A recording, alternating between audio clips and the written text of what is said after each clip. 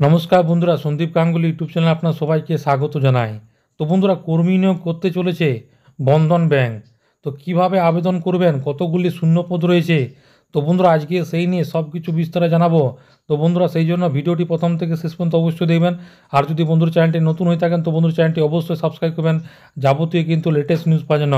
তো বন্ধুরা, বন্ধন ব্যাংকের তরফ থেকে নতুন একটি চাকরির বিজ্ঞপ্তি প্রকাশ করা হয়েছে, যেখানে বলা হয়েছে ন্যূনতম মাধ্যমিক পাস যোগ্যতায় 11,650টি শূন্যপদে কর্মী নিয়োগ করা হবে। এই নিয়োগটি পরিচালনা করবে বন্ধন ব্যাংক। পশ্চিমবঙ্গের যে কোনো জায়গা থেকে উপযুক্ত যোগ্য চাকরি প্রার্থীরা এখানে চাকরির জন্য আবেদন জানাতে পারবেন। সুতরাং যে সমস্ত চাকরি প্রার্থীরা এখানে চাকরি করতে ইচ্ছুক বা আগ্রহী প্রার্থীরা চাকরির জন্য আবেদন জানাতে পারেন। কোন পদ্ধতিতে আবেদন জানাতে হবে, তো এখানে বলা হয়েছে চাকরি প্রার্থীদের সম্পূর্ণভাবে অনলাইনের মাধ্যমে আবেদন জানাতে হবে। আবেদনের জন্য চাকরি প্রার্থীর সমস্ত যাবতীয় যোগ্যতা নথিপত্র, আইডি প্রুফ, পাসপোর্ট সাইজের ছবি, মোবাইল নাম্বার, ইমেল আইডি ইত্যাদি কিন্তু লাগবে। তো আবেদনের পদ্ধতি, তো চাকরি প্রার্থীদের আবেদনের জন্য বন্ধন ব্যাংকের অফিসিয়াল ওয়েবসাইটে গিয়ে নিজের নাম রেজিস্ট্রেশন করতে হবে। তারপর ইউজার আইডি এবং পাসওয়ার্ড দিয়ে লগ ইন করে আবেদন ফর্মটি সমস্ত রকম তথ্য সহকারে পূরণ করতে হবে। তারপর প্রয়োজনীয় সমস্ত রকম ডকুমেন্ট স্ক্যান করে আপলোড করতে হবে।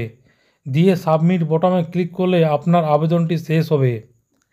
তো কতগুলি শূন্যপদ আছে, তো এইখানে মোট বলা হয়েছে 11,650টি শূন্যপদ আছে।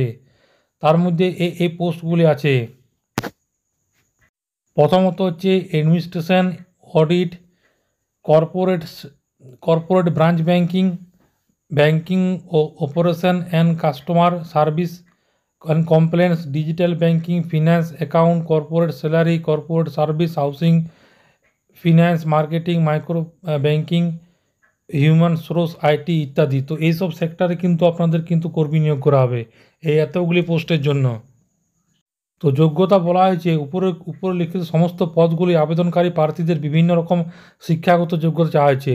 অবশ্য বেশ কিছু প্রার্থীদের নিম্নত মাধ্যমিক পাস যোগ্যতা থেকে আবেদন করা যাবে। তাছাড়া উচ্চ মাধ্যমিক পাস, গ্র্যাজুয়েশন পাস ইত্যাদি প্রার্থীদের জন্য অগ্রাধিকার দেওয়া হবে।